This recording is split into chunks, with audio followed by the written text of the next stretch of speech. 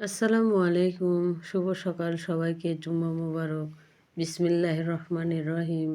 সূরা আনাম, সূরা আল আনাম, আয়াত ৯৫। তিনি উষার উন্মেষ ঘটান, তিনি রাত সৃষ্টি করেছেন শান্তি ও আরামের জন্য। সূর্য ও চন্দ্র বানিয়েছেন গণনার জন্য। এসব মহাপরাক্রমশালী সর্বজ্ঞতা কর্তৃক নির্ধারিত।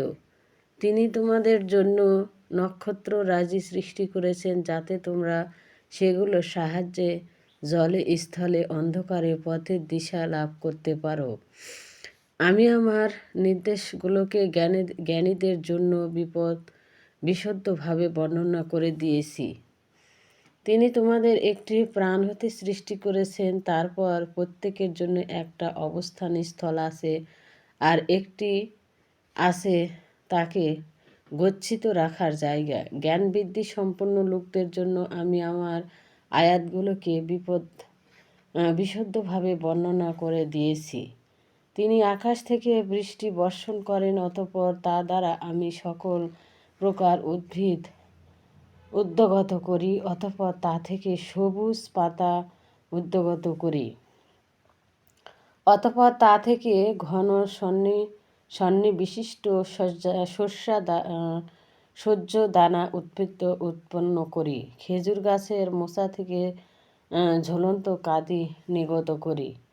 আঙ্গুরের বাগান সৃষ্টি করি আর সৃষ্টি করি জায়তুন ও ডালিম। সেগুলোকে একই রকম বিভিন্ন রকমও লক্ষ্য করো।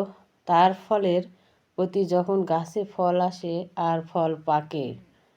এসবের ভিতরে মুমিন সম্প্রদায়ের জন্য অবশ্যই নির্দেশন আছে। তারা জিনকে আল্লাহর অংশীদার স্থির করে, অথচ তাদেরকে তিনি সৃষ্টি করেছেন। তারা না জেনে না বুঝে আল্লাহর জন্য পুত্রকন্যা স্থির করে। তাদের এসব কথা হতে তিনি পবিত্র ও মহান। তিনি আকাশমণ্ডলী ও জমিনের উদ্ভাবক। কিভাবে তার সন্তান হতে পারে যেহেতু তার কোনো সঙ্গিনী নেই? সব কিছু তো তিনিই সৃষ্টি করেছেন আর প্রতিটি জিনিস সম্পর্কে তিনি পূর্ণ জ্ঞান রাখেন।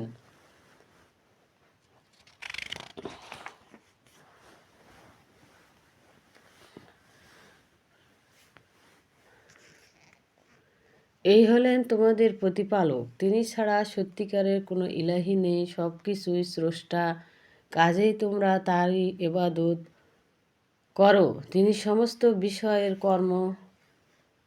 কর্মবিধায়ক।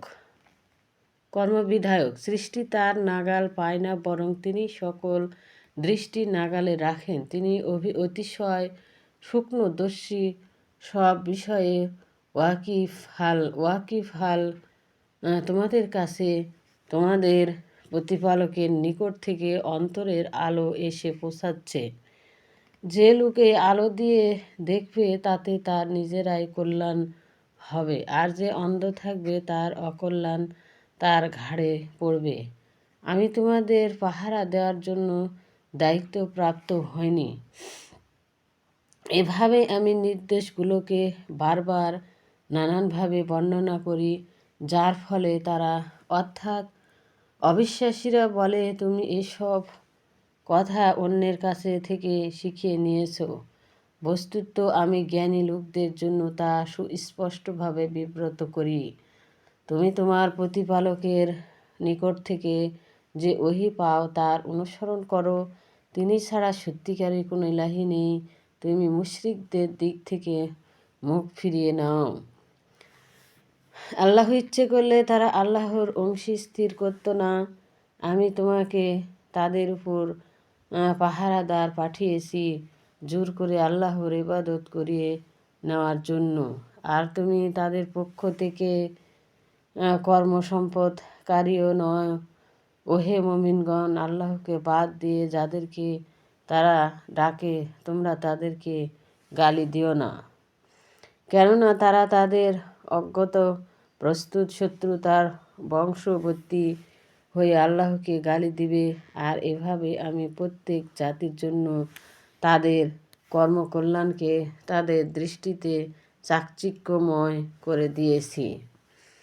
অতঃপর তাদের প্রত্যাবর্তন ঘটবে তাদের প্রতিপালকের নিকট। তখন তিনি তাদের জানিয়ে দিবেন যা কিছু তারা করত। তারা আল্লাহর নামে কঠিন শপথ করে বলে, তাদের নিকট যদি কোনো নির্দেশনা আসতো তবে তারা অবশ্যই তার প্রতি ঈমান আনত। বলো, নির্দেশন আনার ব্যাপারটি হলো আল্লাহর ইখতিয়ারভুক্ত নির্দেশন। আসলে তারা যে ঈমান আনবে না এ কথা কিভাবে তোমাদেরকে বোঝানো যাবে? আর আমিও এদের অন্তর ও দৃষ্টিসমূহ অন্য দিকে ফিরিয়ে দিব, আর তাদেরকে তাদের অবাধ্যতার ঘূর্ণিপাকে অন্ধের মতো ঘুরে মরার সুযোগ দিব।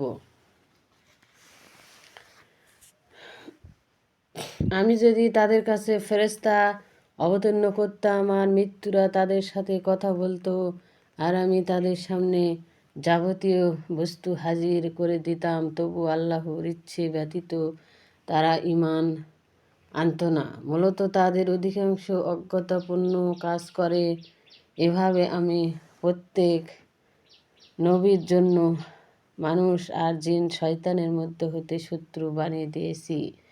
প্রতারণা করার উদ্দেশ্যে তারা একে অপরের কাছে চিত্রাকর্ষণ কথাবার্তা বলে।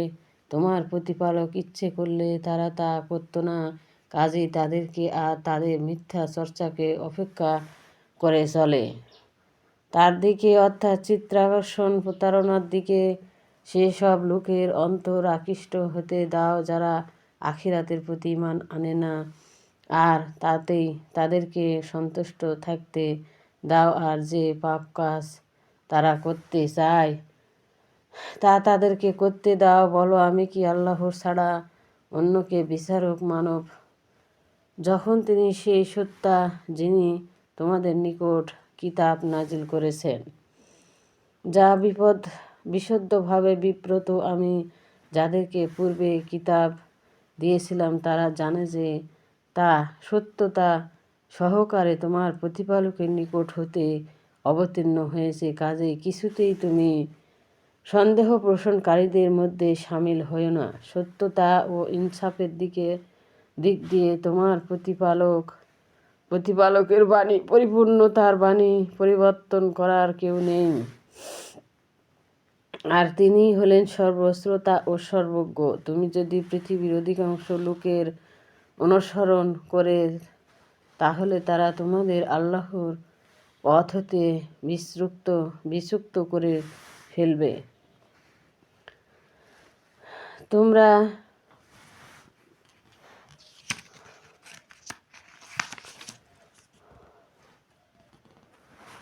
তারা তো কেবল আন্দাজ অনুমানের অনুসরণ করে চলে, তারা মিথ্যাচার ছাড়া কিছুই করে না।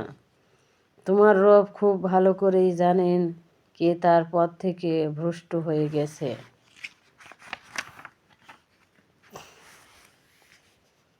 আর তিনি হেদায়েত প্রাপ্তদের সম্পর্কে ও সর্বাধিক অবহিত।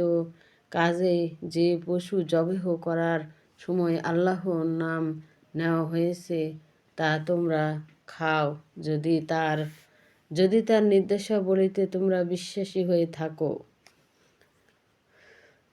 তোমাদের কি হয়েছে যে যাতে আল্লাহর নাম নেওয়া হয়েছে তা তোমরা খাবে না?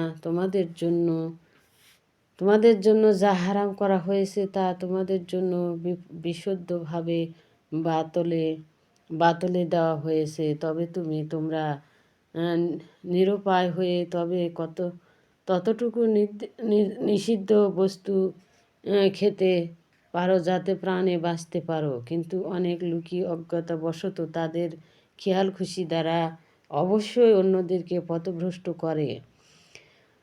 তোমার প্রতিপালক সীমা লঙ্ঘনকারীদের সম্পর্কে সবচেয়ে বেশি অবগত। তোমরা প্রকাশ্য ও গোপনে পাপ বর্জন করো।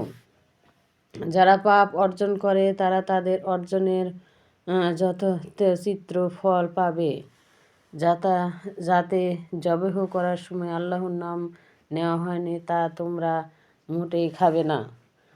তা হচ্ছে পাপাচার শয়তানের তাদের বন্ধুদের তোমাদের সঙ্গে তর্ক ঝগড়া করার জন্য প্ররোচিত করে। যদি তোমরা তাদের কথা মান্য করে চলো তাহলে তোমরা অবশ্যই মুশরিক হয়ে যাবে। যে ব্যক্তি মৃত ছিল তাতে আমি জীবিত করলাম আর তার জন্য আলোর ব্যবস্থা করলাম, যার সাহায্যে সে মানুষের মাঝে চলাফেরা করে। সে কি তার মতো যে অন্ধকারে নিমজ্জিত, যা থেকে সে কখনো বেরিয়ে আসতে পারবে না? এটার জন্য যে কাফেরেরা যা করত তা তাদের জন্য চাকচিক্যময় করে দেওয়া হয়েছে। এভাবে আমি প্রত্যেক জনপদে সেখানকার অপরাধী প্রধানদেরকে চক্রান্ত জাল বিস্তার করার সুযোগ দিয়েছি, কিন্তু চক্রান্তের ফাঁদে তারা নিজেরাই পতিত হয়, কিন্তু সেটা তারা উপলব্ধি করতে পারে না।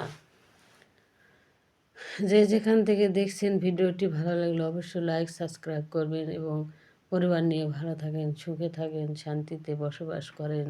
এবং অসুস্থ ব্যক্তি যদি শুনে থাকেন, আল্লাহর কাছে প্রার্থনা করি অসুস্থ ব্যক্তি ভালো হয়ে যাবে ইনশাল্লাহ। আসসালামু আলাইকুম, সবাইকে জুমা মুবারক, শুভ সকাল।